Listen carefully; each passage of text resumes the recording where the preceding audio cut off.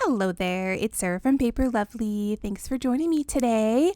I want to start off by wishing each and every one of you a very happy new year. Welcome to 2026.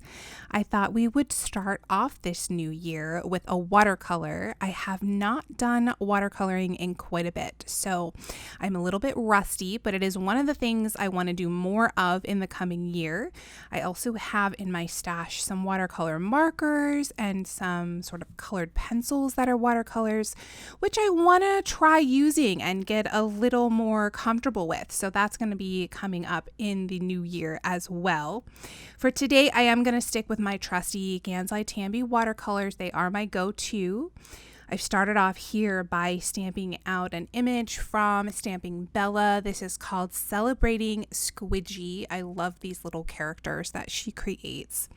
I have stamped that using some VersaFine ink, and then I'm heat setting that with some Simon Says Stamp clear embossing powder. We're going to go ahead and get this taped down to our board, and now we have sped things up quite a bit. I've got this at 600%. It's still quite long, but I wanted to put in the full process for you so those of you who are still learning watercolor techniques can see how I dry and add and blend in between all of my colors, and sometimes as I'm working with the same color. I am a visual learner, so I always really enjoy watching others' techniques and how they do things, and I always want to be sure to include that for you guys when I can. So I can't remember if I mentioned, but I'm working on some Fabriano watercolor paper, and now I'm going to go ahead and just turn up the music and let you enjoy the process. I will hop back in once the coloring is complete, and we'll get our card put together.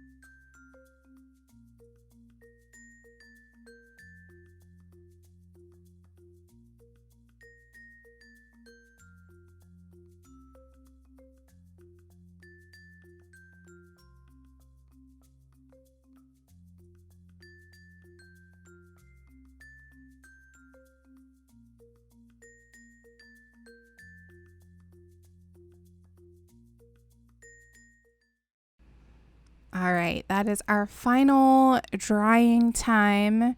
This is ready to go, and I'm lifting this up. I want to get you a nice look at that image. I really loved working with that shiny gold watercolor. I had a lot of fun with that, so I'm hoping that's coming through properly on the video. It really gives this beautiful shine to this colored image. I'm going to go ahead here and stamp out a sentiment, Let's Celebrate. This is included in with the stamp set. We get Let's Celebrate and Happy New Year, so it makes a complete card. I'm working on some Spellbinders Raven cardstock, and I have used some Versamark ink, and we're going to highlight that with some Simon Says Stamp Fine Detail White Embossing Powder. Now you'll see I did stamp that twice. You can see the first one down at the bottom there, but I pressed a little too hard on my stamp and my letters just got a little thicker than I wanted. So I flipped that around. Luckily I had some extra space and I was able to stamp that again. My best tip for using these type of rubber stamps that you can't see through, I have such a hard time lining them up. So I will usually use a scrap piece of paper and add these as a banner on top of my image. This really just saves time and allows me to trim around this to create a nice straight border. I'm going to trim a little bit more off of the end here, laying this out. And then we'll go ahead and stamp the inside as well. I am using my Nina 24-pound paper, and I'm going to stamp out Happy New Year using some Simon Says Stamp Intense Black ink. Now again, I've left this process in here for you because I am stamping directly on my panel and not doing a banner.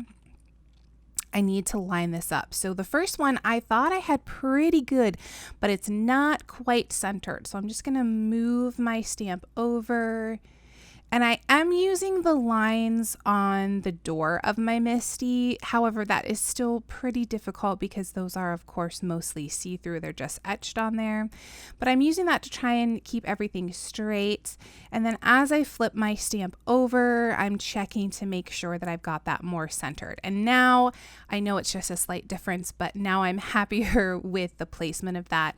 I'm going to pull in another sheet of paper and we'll stamp that down.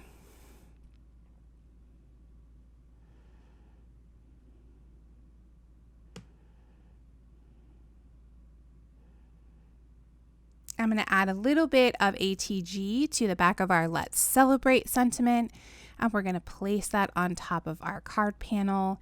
Now this panel I did trim out with my Blueprints 32 die that was from MFT, which is unfortunately no longer a place where we can get stamps and dies from. But this trims out to, let me measure it for you, slightly smaller than my usual panel. It is 3 3/4 by 5 inches. So we're leaving a full 1/4 inch border around all 4 sides. Because this has been heat embossed and then watercolored, there is a little bit of warping to that panel. So I'm going to make sure this is stuck down nice and tight. I do want to pop it up, however. So I'm going to pull in my Scotch foam tape and I'm going to layer this all the way behind, making sure that everything's down nice and flat.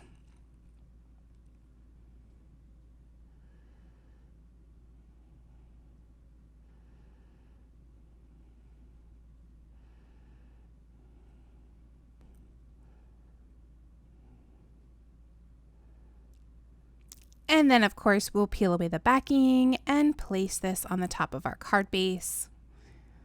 This card base is made from MFT's Dill Pickle cardstock. It was the perfect green to match that champagne bottle.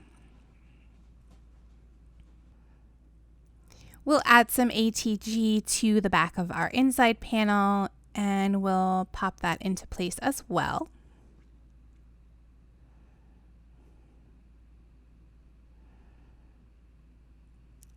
And that will complete our card for today.